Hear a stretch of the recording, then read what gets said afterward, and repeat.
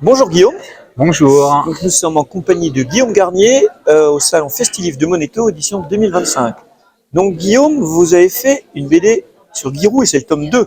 C'est le tome 2, tout à fait. Donc l'année dernière, j'ai eu l'idée de faire le tome 1 et j'ai contacté via les réseaux une annonce pour trouver un dessinateur pour permettre de mettre en forme l'idée qui a germé dans mon esprit. Et on a travaillé sur le tome 1 de façon très dense à l'époque pour que ça sorte avant les fêtes. Ouais. Et suite au petit engouement local à l'époque, on a voulu enchaîner dans la foulée sur le tome 2, mais véritable BD avec un format cartonné A4 et une meilleure qualité et plus de travail sur plusieurs mois. D'accord. Et donc une BD qui fait combien? 48 pages aussi? Ouais, c'est format standard. format 48 pages. Et c'est qui le dessinateur? Alors c'est Dr Géraud, c'est le dessinateur, donc est devenu un ami et il travaille donc dessinateur, c'est son travail. Oui, oui. Et c'est lui qui est à l'origine de toute cette direction artistique. Suite à mon scénario, à mes storyboards, à mes chutes humoristiques, il a mis en œuvre et il a sublimé les idées que j'ai pu avoir. Donc j'imagine que quand on fait une BD sur Giroud, on est supporter de la GIA. Alors je suis supporter de la GIA en effet, je suis né à Auxerre en 76, je suis né auxerrois, je suis tatoué auxerrois, je suis d'une famille d'Auxerre, de Périgny, donc un vrai bourguignon, et j'ai suivi, on va dire, les aventures d'Auxerre dans les années 80-90, à côté de mes oncles, de mon grand-père qui était clubbeur à l'époque, la grande épopée de 93 en Coupe d'Europe, la première avec de Dortmund France, en demi-finale, l'Ajax en quart, les pénaltys, Stéphane Mahé. Voilà, donc ça j'y étais, comme moi vous. Aussi, voilà, aussi. Comme vous. Si vous étiez en 79, j'imagine aussi. J'y étais. Et voilà, donc un vrai supporter auxerrois. Ouais. Dire le souvenir le plus incroyable ce jour-là, c'était à la fin de la séance de pénalty, le silence dans le stade. Ah oui, c'était incroyable. Oui. Et ben non, c'est une super idée. Et donc le docteur Giroud, il est du coin ou pas du tout? Non, il est de Paris. Il est de pas Paris. Il est de Paris, il est supporter parisien, PSG, voilà. Mais depuis qu'on s'est rencontrés, depuis qu'on a travaillé depuis à peu près un an sur les BD, il a commencé à apprécier, à supporter la JOCR, puisqu'il est venu quelques week-end, voire 2-3 matchs de la GIA. On a fait également le festival de Toussy, là on fait le festival de Monéto. Il y a quelques mois j'ai fait le festival de Tonnerre. Et de temps en temps, il vient voir un match et il commence à supporter la JOCR. Mais il est là aujourd'hui ou pas? Non, il n'est pas là aujourd'hui. Ah, il n'est pas là aujourd'hui. D'accord. Et non, mais c'est bien, c'est une super idée. J'avais eu à un moment donné aussi l'idée de faire une BD sur la GIA, mais j'ai pas trouvé le dessinateur qui allait bien. D'accord. Donc je n'ai pas pu faire. Mais non, mais c'est super. Alors de quoi ça parle exactement la BD? C'est-à-dire que c'est une histoire complète, c'est des petites anecdotes. Alors c'est tiré d'anecdotes vraies qui sont connues, qui ont été, on va dire, publiées soit dans les livres de Monsieur Roux, soit sur les réseaux.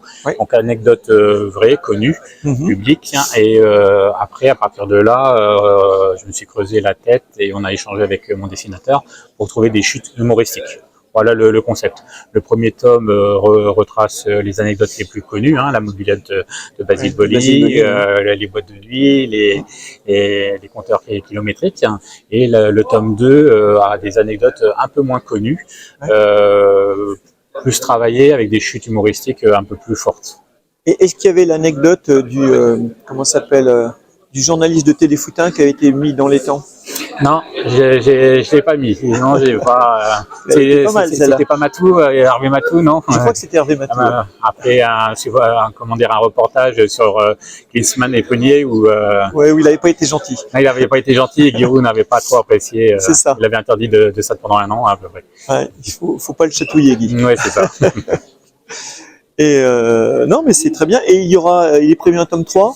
Non, pas de tome 3, parce que avec les anecdotes qui puissent avoir une chute humoristique forte, je pense avoir écoulé, on va dire, ces anecdotes-là. Des anecdotes, il y en a des dizaines encore, mais avec ce pouvoir humoristique, je pense les avoir épuisés, donc il n'y aura pas de tome 3.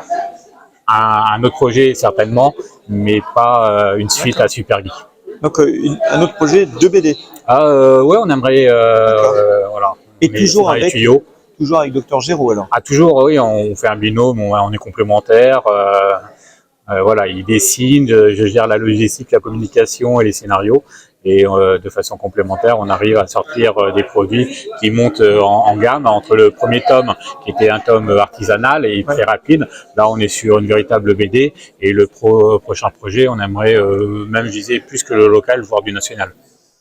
Oui, oui. Après, le problème à gérer dans ce genre de choses, quand on vise national, c'est la distribution. Et là, c'est le plus dur. C'est le plus dur. Surtout que nous, on est en auto-édition, parce que les maisons d'édition, c'est très compliqué de rentrer dans une maison d'édition qui ferme les portes, qui ne répondent pas éventuellement. Après, l'auto-édition, pour l'instant, en local, on arrive à bien gérer de notre côté, et c'est beaucoup plus intéressant et plus facile à gérer. Oui, et puis on va dire que quand on parle de Giroud, le cœur de cible, c'est quand même Lyon. Ah bah, le cœur de cible, c'est Lyon, c'est la Bourgogne, et c'est pour ça que les festivals, que ce soit à Moneto ou ailleurs, c'est vraiment la cible. Plus les distributeurs qui me suivent, hein, comme Cultura, l'espace culturel Leclerc, me permettent de diffuser les BD à la cible principale, les Auxerrois, les passionnés de foot et toute génération. Parce que comme c'est une BD, c'est de 7 à 77 ans, et ça permet de transmettre. Oui, oui, bah d'ailleurs, elle est très très bien exposée à Cultura. J'y suis passé jeudi dernier, on la voit partout. Alors c'est ce qu'on m'a dit ce matin également, et c'est vrai que j'ai la chance d'avoir le responsable de rayon, Adrien, qui me suit depuis plusieurs mois, qui a confiance au produit et qui le met bien en avant. Oui. Ah oui, oui, bien, vraiment très bien. Ah oui, non, tout à fait, oui. Et oui, bah, donc peut-être même une dédicace prochaine à Cultura. Alors Cultura, on en a fait déjà 2, fin août et puis mi-septembre, pour lancer le produit et pour les remercier, on va dire, de leur confiance, de nous avoir suivis. La prochaine séance de dédicace sera là en fin d'année, le 21 décembre, à l'espace culturel Leclerc, qui eux également nous suivent. Et pour les remercier, voilà, j'ai réussi à caser une date. Alors, dernière petite information, donc la BD, elle est vendue combien?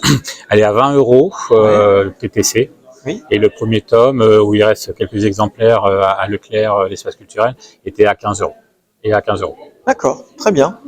Eh bien, merci beaucoup Guillaume, et puis bonne chance, bonne continuation. Merci, c'est très gentil. Merci. Au revoir. Bien. Au revoir.